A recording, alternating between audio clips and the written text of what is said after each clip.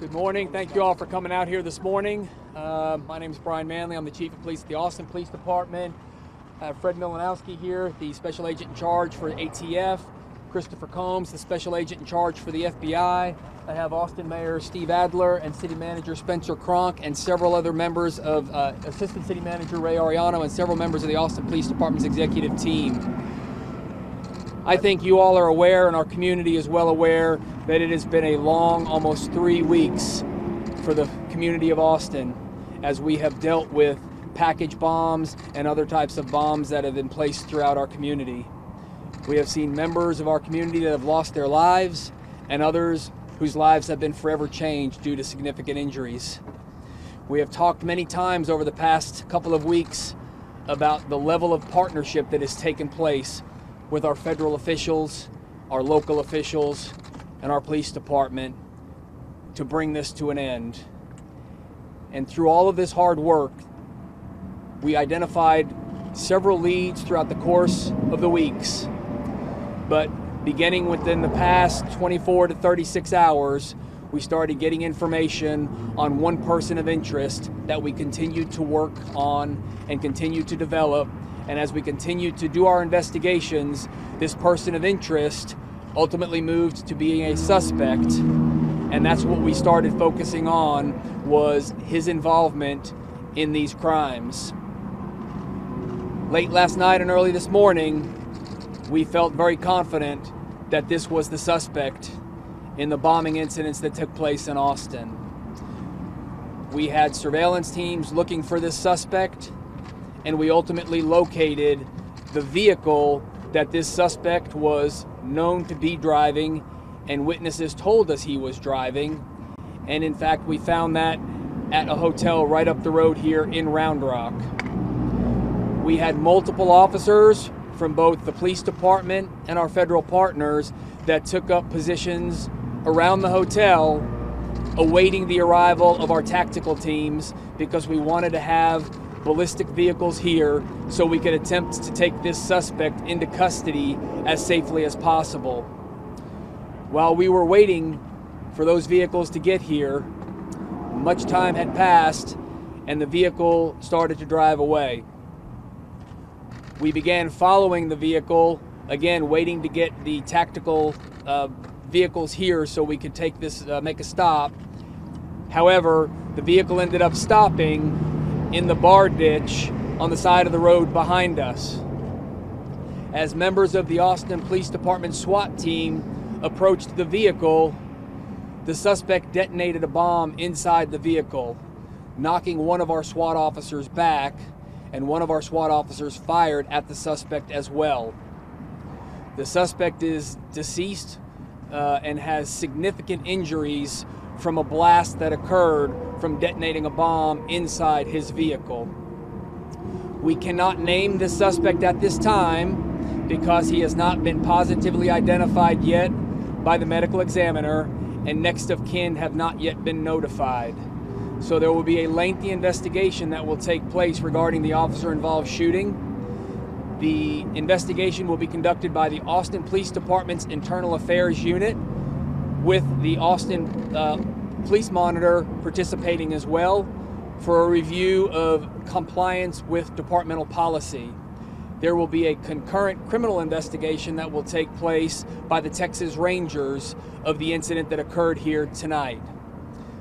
Again, this is the culmination of 3 very long weeks for our community.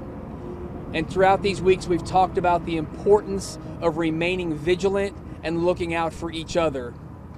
I want to continue that message as we stand here this morning, though, because we don't know where this suspect has spent his last 24 hours, and therefore we still need to remain vigilant to ensure that no other packages or devices have been left through the community.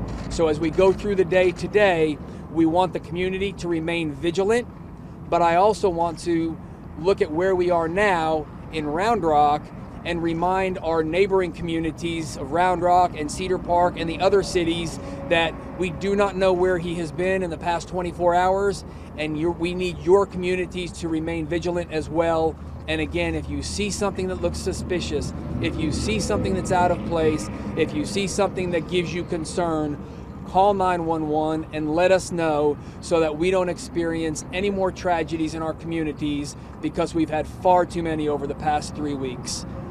I again want to thank the tremendous support and participation that we have had from our federal partners. And since this is still an ongoing investigation, we're not going to release a lot of the specific details that led to the incidents that occurred tonight. We did have one officer who was injured when that bomb detonated as he approached the vehicle, suffering minor injuries. And then we had one officer, as I mentioned earlier, that fired his weapon at the suspect. That officer has been with the Austin Police Department for 11 years, and again is a member of our SWAT team. As is our standard practice, he will be placed on administrative duty while we conduct the necessary investigations into what happened here. I'm now going to turn it over for comments to Special Agent Maliski of the ATF. Thank you. The unprecedented level of cooperation and partnership from the law enforcement agencies at the local, state, and federal level allowed each of our agencies to bring a different skill set to bear and identify this subject. And fortunately tonight we're able to bring this part of the investigation to a close. I also want to thank the public who continue to support us and cooperate with us and continue to send in tips.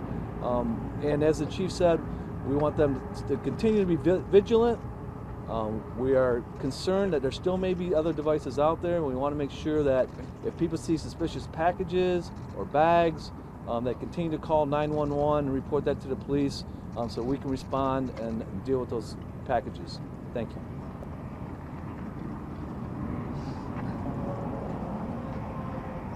I'd like to say today's a great day for law enforcement. I'd like to thank the partners. There's an exceptional relationship here in Texas, and particularly in Austin. Chief Manley did an unbelievable job. The federal government brought the full resources of federal law enforcement here to solve this and to stop the injuring and the killing that was occurring. As the chief said, we're not done yet. It's a long day ahead.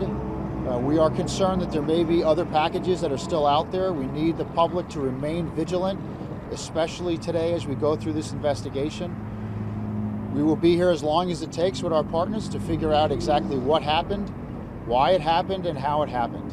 And we're committed to staying here with the Austin Police Department for as long as it takes to make sure we understand exactly what happened here. Just like to say, this is what law enforcement does every day in this country. The brave men and women of the Austin Police Department put their lives on the line tonight to stop this man from setting off bombs. As the chief said, one of their officers was hurt approaching the suspect as he detonated a second device. That's what law enforcement does every day in this country. They put their lives on the line to make sure that all of us are safe. And I'd like to commend the chief and his brave men and women that approached that subject's vehicle and stopped the subject from hurting anybody else. Thank you very much.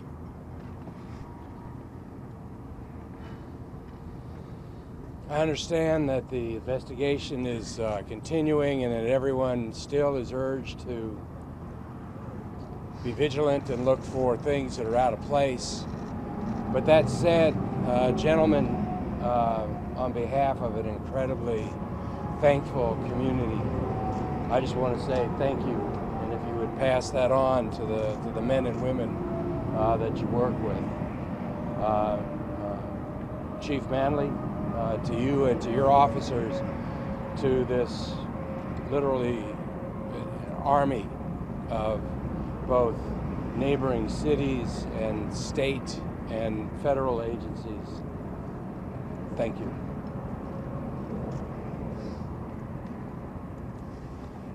And I'd just like to close with just really a thought for the families in our community who lost loved ones or who had loved ones seriously hurt in these incidents. Our heart remains with you as you go through your healing process and your time of sorrow, and we stand by you and with you in your time of need.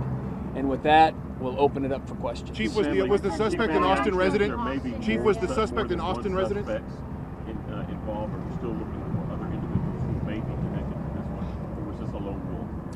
This investigation is still underway, so we cannot say that this was an individual acting on their own. That's why this investigation will continue through the day or days coming. Without naming the suspect, can you give us at least some biographical details? Rough age? Was he an Austin resident?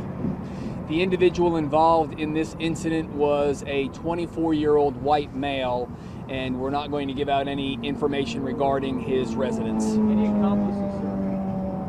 Sorry? Maybe you covered this, but any accomplices? As I said, this investigation is ongoing. We want to make sure that we have confirmed that he either acted alone, or if there were any accomplices, that we identify them. Does this individual date back to March 2nd? We believe that this individual is responsible for all incidents that have taken place in Austin, starting on March 2nd, those that occurred since then as well. How long have you been? FedEx facility evacuated? So are you still searching the FedEx facility?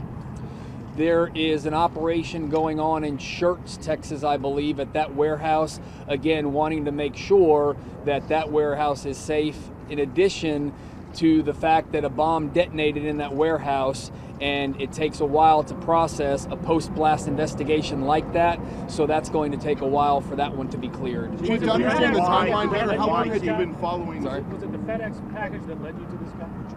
There were several leads that led us to this person. We had a lot of evidence that came to us via video sources as well as witnesses. Was he ever on your radar prior to this?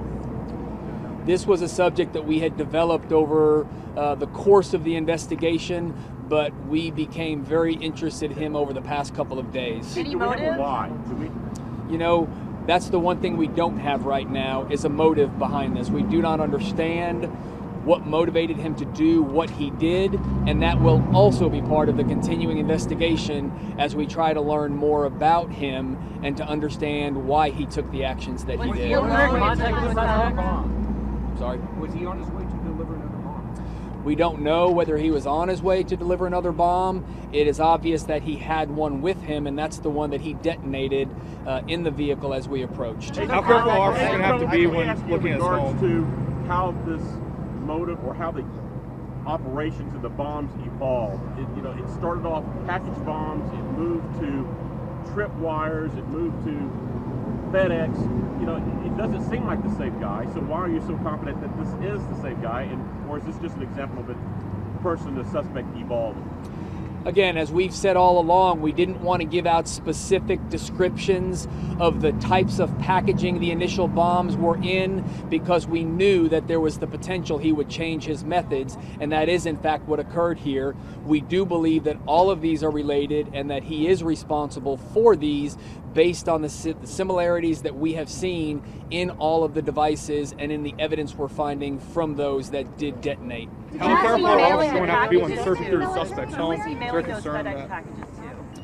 The FedEx packages, we're not going to identify who they were being mailed to. However, we have been in contact with them. Chief, how long has your team's been following the suspect? Was there any contact with the suspect before any device exploded tonight?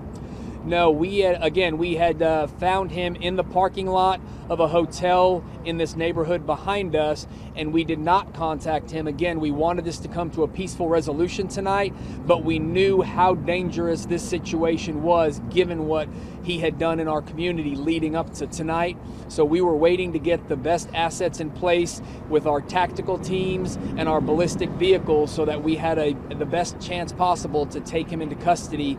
However, we were not afforded that opportunity when he started driving away, and we could not let him get anywhere into the community, and that's why we ended up having an interaction on the frontage road behind us. How long have you been watching him, Chief? How long have you been watching him? Did he drive away because he saw police? I mean, any evidence of that? I don't know why he drove away. The officers that were there had been watching him for quite some time, so nothing had changed there to where I believe that he saw them, but that's something we'll never know. Don't know what his background is. Last question. Do you know the motive at this point? Do you know what motivated him at this point, now that you've been able to put this to this point? No, again, as we stated earlier, we do not know what the motive was behind that, and hopefully as we continue this investigation, we will uncover some facts so that we can try and understand, although this is something that there is no rationale for, but we can try and understand what his motive was. Thank you very much.